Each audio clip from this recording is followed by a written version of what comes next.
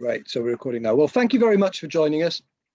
We were expecting a few slightly more people, but what we'll do today is record this session and then send it out to other colleges that are interested in participating. The message was sent out to several dozen colleges and other providers, and we were hoping for a larger attendance, but people are obviously zoomed out.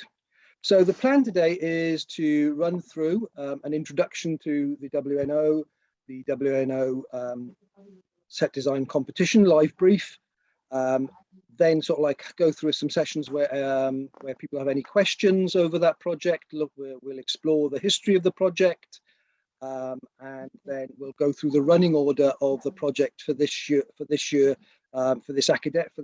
coming academic year, so 22-23. So the plan is for submissions to be in the next academic year, and we'll run through all of that timetable towards the end of the session. So I thought if we could start off, we could just sort of like do some introductions. So I'll kick off if that's okay. My name's Anthony Skates, and I'm the Partnership Manager for Creative and Cultural Skills in the South West and the West Midlands. And I'm looking after this design brief project until Sarah Hughes, our manager in Wales, rejoins us later in the year. So Jan, could you give a quick introduction to yourself?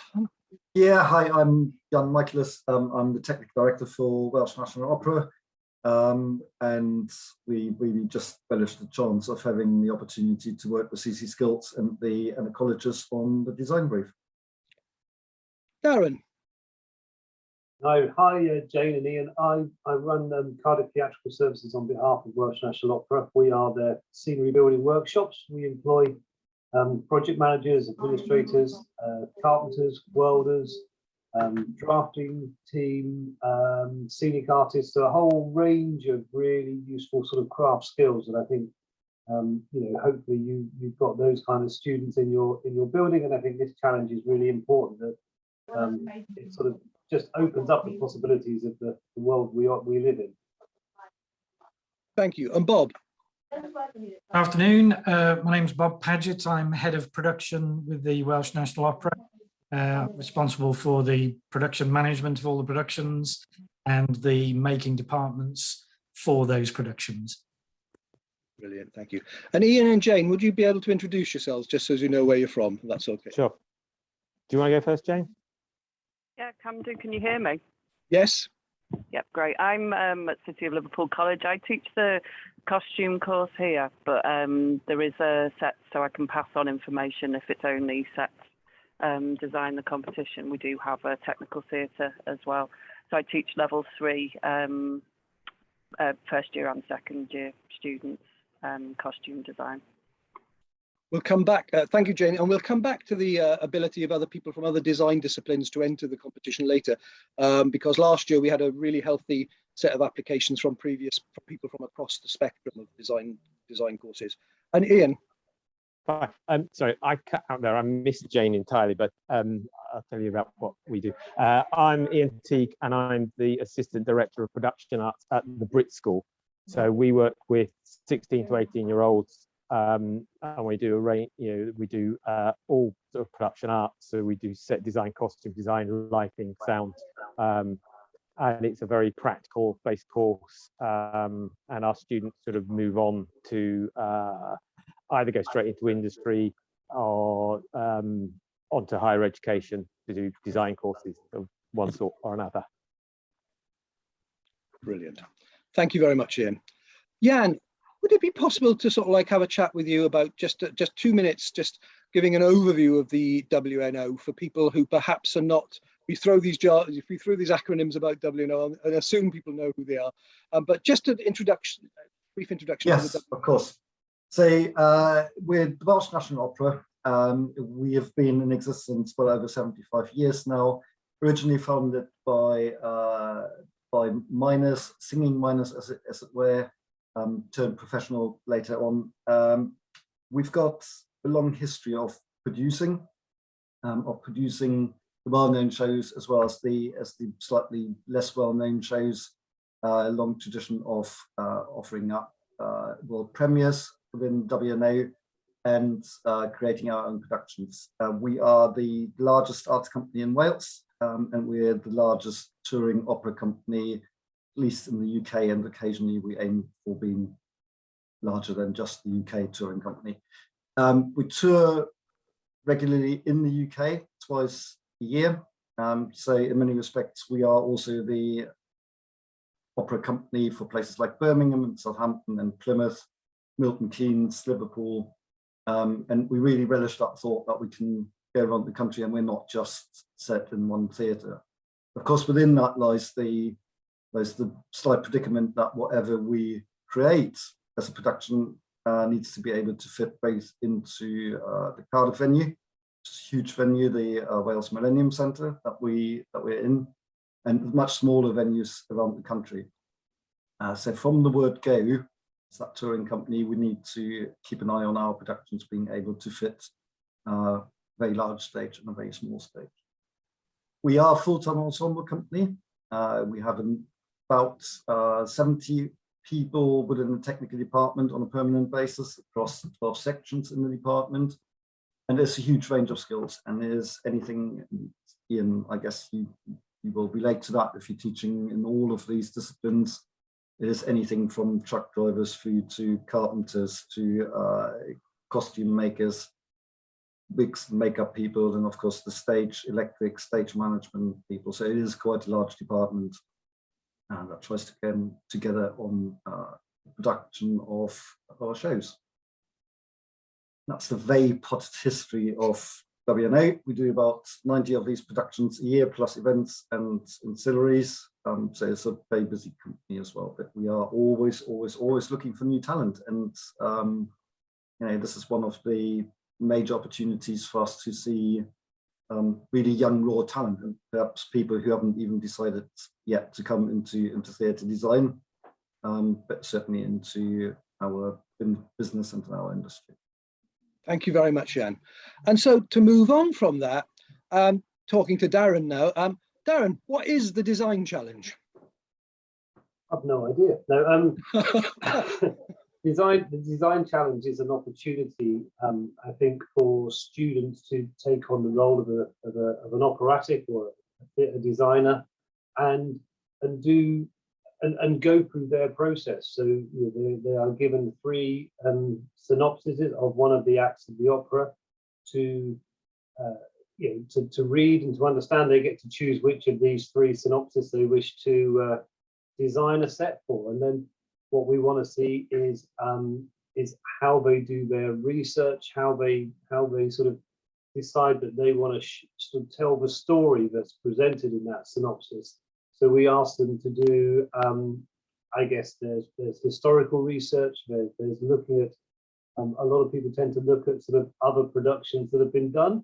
I guess in some ways it's useful as a point of reference, but I think actually sometimes those photographs of other people's work can sometimes heavily influence, and that's not always a good thing. I think it's useful to be able to run with your own ideas. It's developing a storyboard so that we can see the sort of the logic of how their interpretation of the act unfolds, and then there's the sort of technical aspects of it in terms of, you know, designing something which is actually physically achievable. You know, there are lots of things you can achieve on stage, and you know, one of the joyous things about this project is that we don't sort of encumber it with any kind of financial budget. So you're allowed to let your imagination run wild. And I think if you can physically produce a physical model of what you're asking to see on stage, there's a 90% chance that, you know, it could be achieved. And you know, whether the 3 of us have the core ability to be able to actually achieve that, what we do have is a wealth of knowledge and contacts of people who probably could transfer it. And I think what we find really interesting is you know, when someone comes to us with a presentation or a translation of a story or a synopsis, it's how it's, you know, we immediately jump into trying to think about how we would actually achieve that on stage. And I think that's always a really interesting moment for us when someone who isn't necessarily in theatre design all the time manages to come forward with an idea that challenges, you know, 3 relatively seasoned professionals who've you know, been in this industry for well, let's say a long time, you know, that's a really stimulating thing, and I think it also opens up to those individuals that take part the range of possible career paths and options that are you know, available in this slightly mad industry in which we work in. And of course, you know, we are very much ensconced in sort of theatrical production, but there are so many transferable skills in terms of you know, theme parks or general theming, TV, film, the sort of, you know, commercial branding sector.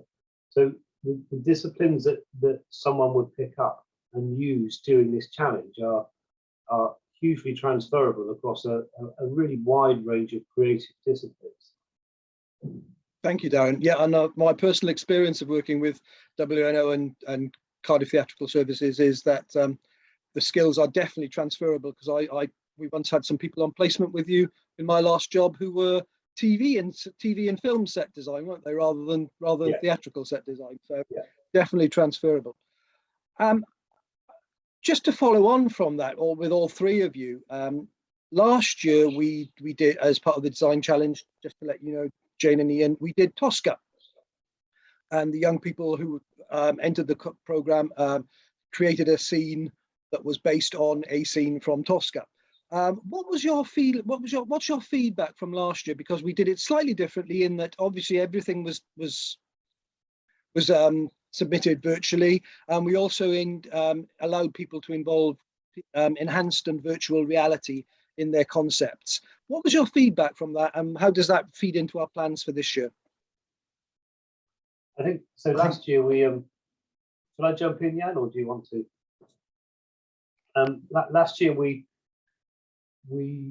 talked at length about the sort of the traditional model, or the traditional version of the challenge, which was you know, research based and very much a sort of a traditional physical model presentation, and that could have been photographs or drawings of. But alongside that, we also, you know, we wanted to try and appeal to people who might be on gaming courses or you know, ensconced in a sort of more digital environment. So we separated it out into two different classes. We had the sort of traditional challenge, and then a separate group of people that wanted to submit their designs, as I say, either with a virtual reality headset or a digital presentation. In all honesty, it threw up some really interesting ideas, but I think upon reflection, what we realized is that separating them out into different categories was slightly to the detriment of the challenge, because you know, what we're looking for is how effectively someone is able to put their ideas across, and so we want them to be able to do that in any medium that they feel comfortable working in, and as such, you know, rather than segregating, actually we should be able to pitch the sort of traditional presentation against a more you know, developed digital presentation. That was, you know, and there were lots of really interesting ideas thrown up, you know, because we had a good number of applicants.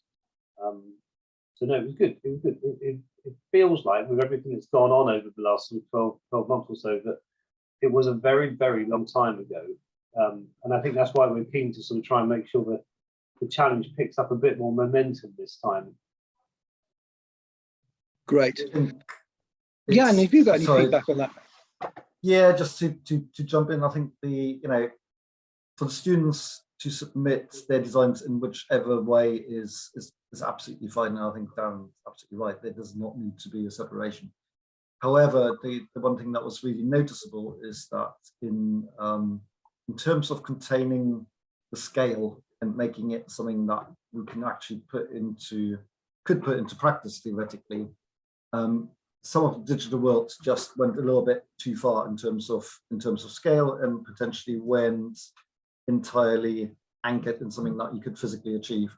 So I think the brief to the students should be that even if you present it digitally, try and keep it at a point that it could actually be presented on a stage in a physical realm, as it were.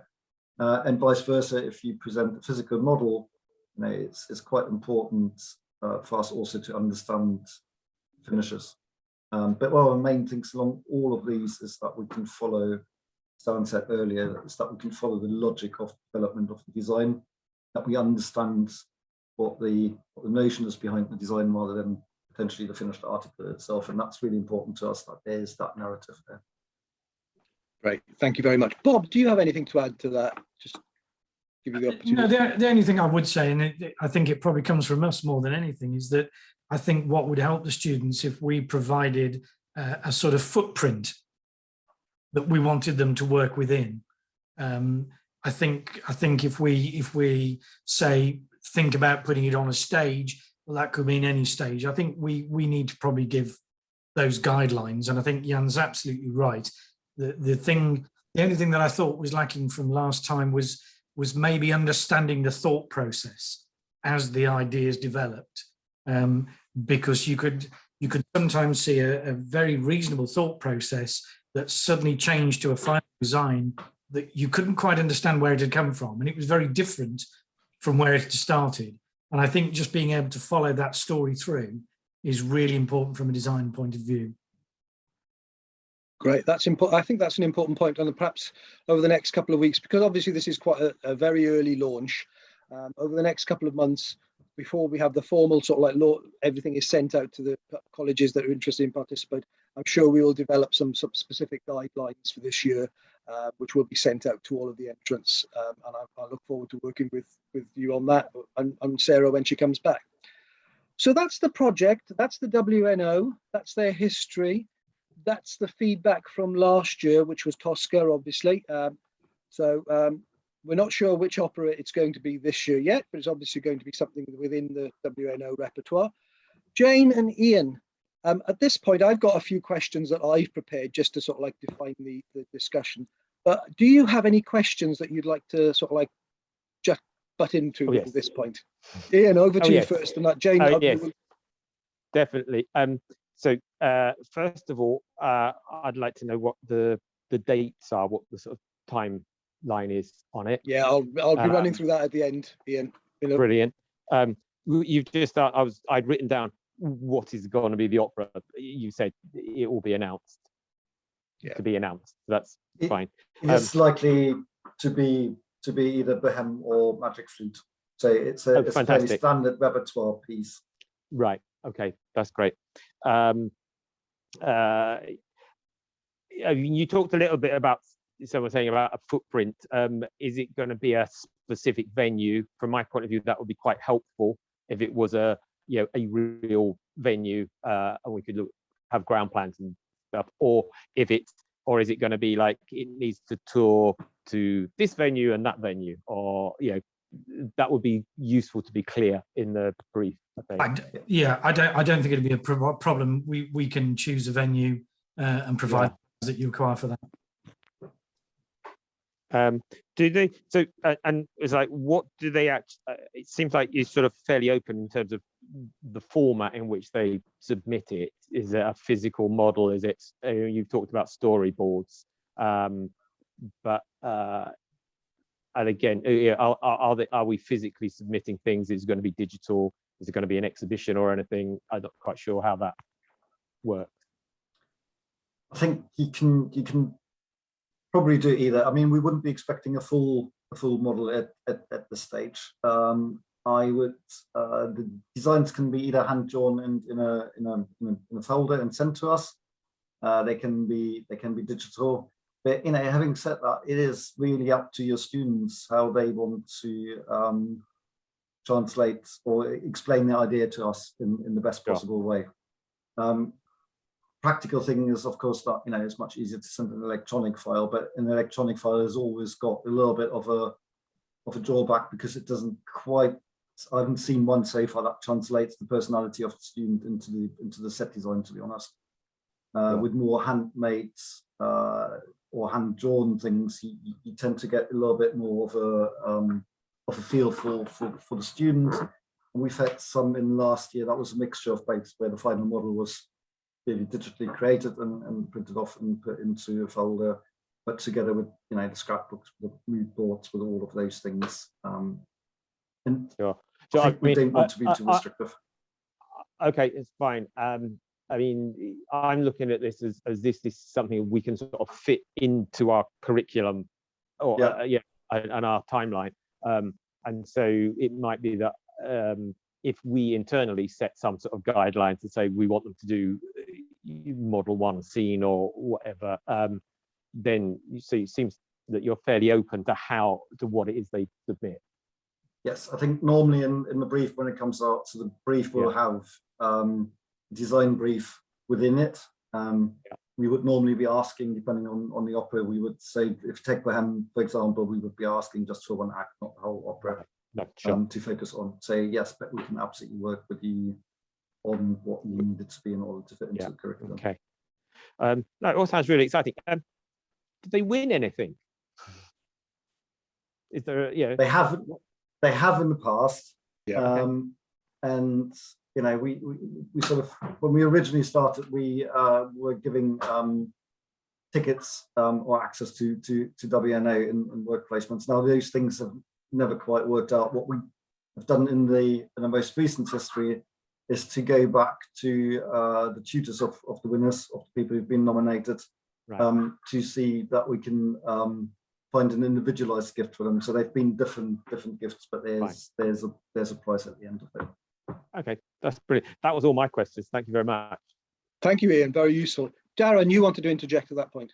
I did very quickly to say, I think it's more as a bit of feedback for Ian in some ways, in that because the range of sort of HE and FE institutions that we try and get attracted to this kind of challenge, it may be we try to steer really clear of being too full of theatre lingo and so on, and so with you and the courses that you've got, you're sort of quite specialist from quite an early age. And so I think there is, if the Brit School is interested in taking part in the challenge, there probably is a slightly different dialogue with you and your students about what the expectations are, just because of the environment they are in, compared to someone who may be doing a costume course at a different college, which is maybe a little bit more general. I think we've tried really hard over time, haven't we, to sort of make it as accessible to as wide a range of colleges as possible. So it may be, because you are more specialist, that there's a slightly different level of communication required, perhaps, so that it fits with what you're trying to fit in your curriculum. And what I would say in previous iterations, while I've been at a distance from it, I've noticed there has been quite a lot of dialogue during the period of it, that if questions, once the competition has started, if there are still questions that you need to ask to define issues that come up, I mean, everybody involved in the project is more than happy to have a conversation about that. I think it's not a closed door by any means. Jane, do you have any questions? I think Ian's probably asked most of them, but I think all I was going to ask was if so you would want all of the students, so say I've got 18 students in a class, you'd want all of their work, we wouldn't choose one of them as our sort of finalist. So I've worked on competitions where that's what we would do. We, as a college, we would choose a finalist, and then that would go into sort of a finalist against all of the other colleges.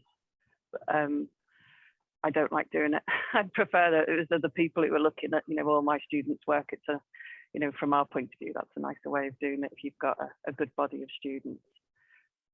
Yeah, I think, from my point of view, the competition has never been so overrun that we didn't get the time to go through the entrance. I think I'll probably prefer more students rather than somebody who's been selected, because we might be looking for completely different things. So right. So far, and I hope I'm not going to live to regret this, the more the merrier. Yeah. I've got one question here for the three of you, really. In the past entrance, we've had a couple of entrants, I think every year, where the submissions seem to reflect more of their coursework that they've tweaked towards the competition, rather than being specifically focused on the live brief that you've set. Would you have any guidance around an approach to that, about being, about specifically focusing on the brief rather than trying to fit it into coursework? Yes. So I think when the director's vision comes up, so the director vision there will be 3 visions for the piece, which we asked the design students to fulfill.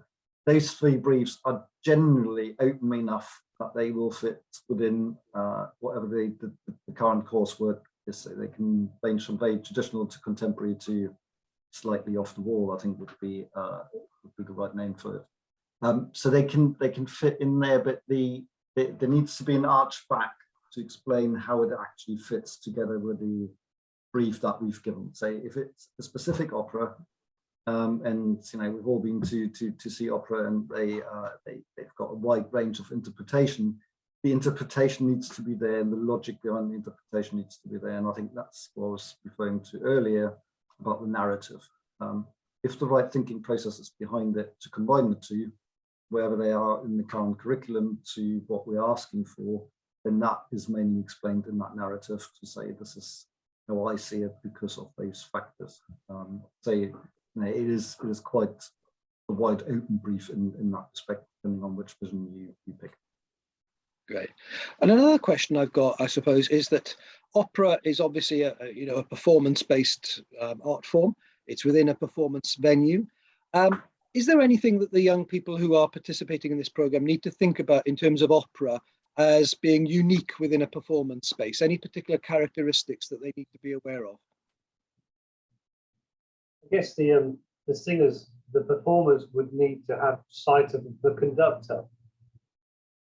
Is something to sort of think about. And as much as we're not asking them to direct the piece, there is an element, I think, when you're sort of talking about the narrative and the rationale behind the design, where you sort of take on that role. And if we select an opera where, for example, you have a soprano who has a huge solo in the middle of that in the real world, that singer is going to want a direct line of sight to the conductor, so that they can perform, I guess, in a way that is technically suitable for them. And again, with opera, you wouldn't necessarily look to have a whole load of surfaces in your environment which are going to absorb every bit of sound. In some ways, what I don't want to get people so they're bogged down in this, but you want to try and create an environment that allows a single singer who's standing on stage to be able to sing at 100% and know that they're going to be heard over a 50-60 piece orchestra and fill a 2,000 seat auditorium. So there is something that to be considered in terms of physical surfaces, where what happens to sound. Direct line of sight to a conductor, I think, is useful. I mean, none of these things are absolute deal breakers, but it is, if we were going to put a professional production on, it is something that the designer would consider to an extent. Thanks, Darren. And just to come back to one point that you mentioned earlier, Jane, which we need to consider. Last year, we had a very wide range of entrants, and one of the winners was actually, I believe, a fashion designer on a fashion course from one of the, I think, Sweden College. So just can we have perhaps a few minutes about those students who perhaps are not on specific stage courses, but might be interested in entering? Are there any things that they, obviously we're going to be sending the brief to them and the guidelines, but is there anything that they need to consider that perhaps they're not aware of that a student on a stage course, on a specifically stage-based course, might be aware of? I think this comes back a little bit to the actual design brief that they will be given, which is the physical elements of it. I mean, over the years we've had most certainly somebody from the costume design. We've also had a graphic designer who've won the competition before, and again, it shows that it is about the interpretation of the brief. And taking that director's vision through to a sort of coherent design. I believe we are going to have a CPD day with the tutors as well. I think it will be really important for the tutors to attend that day so that we can outline physical space a little bit better and how that works. And I think that should try and be translated through to the students, irrespective of their backgrounds. And if you wanted to put it really, really easy, it's a space that has got a certain size in which these elements need to fit and translate the story. say yes, we can give more guidance, and of course, as we're going through the process, as you said, Anthony, there's a constant feedback. If there is a particular course of students who want to explore more with us, or the tutor isn't certain about the design brief, then we are there to give those answers and to some degree sort of take them through the process. Thank you very much. Bob, you want to say something? I was just going to follow on from that I think it's also about the vision and interpretation that the student has about the piece. I don't think any of us would expect any student at this age to know technically that everything they're thinking about and hoping to do within their idea would work necessarily, but I think the vision behind it is equally as important at this stage. Great, Bob. I think that's covered almost everything that I thought would have been is of interest to participants this year. Jane and Ian, do you have any more questions before I go sort of like move on to the next session, which is running through the running order of the competition as it's going to work in the current iteration? No. So, Ian? No, I just want to know the dates, really. Yeah, okay. Right, so we'll go through that bit now, which is the final bit of the session. So this is obviously an informal sort of almost pre-launch, running through some of the issues, allowing some of the tutors to discuss that. We'd hoped for more people today, but this video will be sent out to other people. So in June 2022, we're going to be formally opening the sign up for the event, for the design challenge. So there will be an email coming out to say, are you interested in participating? And that will be a formal commitment to take part. And at that point as well, Sarah Hughes, who's our Welsh manager, will be returning to sort of like line manage the process. She'll be coming back from maternity leave. Then by the end of this academic year, which will be June, July, obviously we'll have confirmation of participating colleges and universities and of the CPD events that we're planning to run next year to support the programme. So that will be coming to you by the end of this academic year. September 2022, obviously the start of the new academic year, and all of the resources will be sent out to the participating colleges and universities, and there'll be confirmation of the CPD events, obviously, because we'll know who signed up for each event. There will be a CPD event for the tutors, which probably in October 2022, about how to make best use of the design challenge. And the plan is this year that if possible, that will be held in person in Cardiff, I believe. Those are my notes from Robert. So yeah, that which will obviously, and we ran it virtually last year, but I think everyone agreed that if we can do it in the real world, it is a much better experience for the tutors. December 2022, we'll be sending out all the additional resources for universities and colleges, obviously based on feedback from that CPD event. And then the challenge will open in January 2023, which is obviously what you're interested in, Ian and Jane, to make sure it fits in with your program, your curriculum. And the program will close in March 2023. So there's a 2 to 3 month period where the actual development will be happening next year. The judging then will be in May 2023, and the winners will be announced in June 2023. So as you can see, the bulk of it is a formal program that's running through next academic year. And as I said, this was part of a process of making sure that we could really launch it early this year and get our minds around it. What do you think about those timetables, Jane and Ian? From my point of view, it's not great in that I'd be looking at this as a design project, as a theoretical design project, because we do a lot of realized productions. So I was sort of hoping it would be a little earlier in the academic year, that we could maybe start it, because the sort of January to March period is likely to be quite a busy time for our students on realized productions. So I'd have to sort of look at the brief carefully and see how we could fit it in if it was at that point, to be honest. There is nothing to prevent you though, Ian. What I would say is this: you'll have most of the information after the CPD event in October. So you could start that, Yeah. you could start a lot of your prep, and the students could start thinking about it from that period, and even beforehand, because you could think about the stages. But we can have that discussion later. Sure. I mean, for me to fit in with us, I would prefer to the sort of like to start, like the beginning of the academic year, because October they will be actually designing shows that will happen in January. So, but I mean, I'm very keen we could take part. So when the information comes out, we're going to do our best to see how we can work with that. Thanks. Well, it's best to be realistic. I agree. You know. Yeah.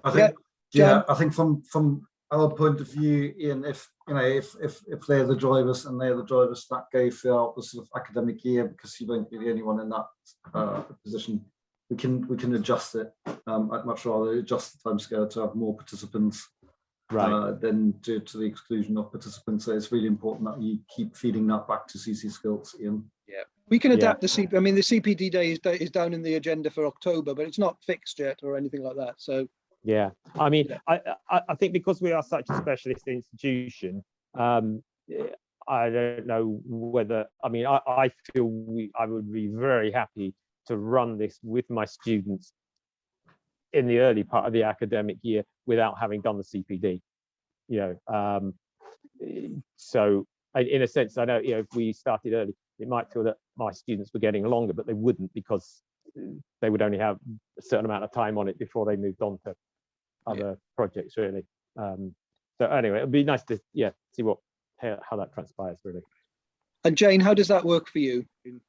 I'm probably similar to Ian, where it's like earlier in the year is better because it's more of an introduction to what we do, and then quite often, that sort of January time, I have a live brief that I work with a local youth theatre, so we quite often have that space is full, making costumes, or they have a lot of shows and stuff downstairs as well, so there is a lot going on from January onwards, really. It's like the first term is like introducing this sort of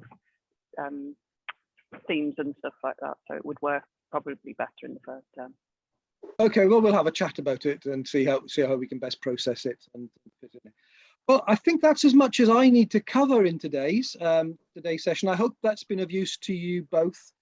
The attendance, and Jan, Darren and Bob, I hope has that helped you clarify some of your thinking and about it. And as I said, this will be available as a recording, and so it'll be available for follow up. We'll make sure we send the link through to everyone and to other people who couldn't be here today. I suppose that's if there's anybody got anything else to say, we can start thinking about closing it down. Thank you very much. No, brilliant. Fantastic. Thank you for attending. Really appreciate it, and we're very much looking forward to it. Yeah, great. And I'll stop recording at this point.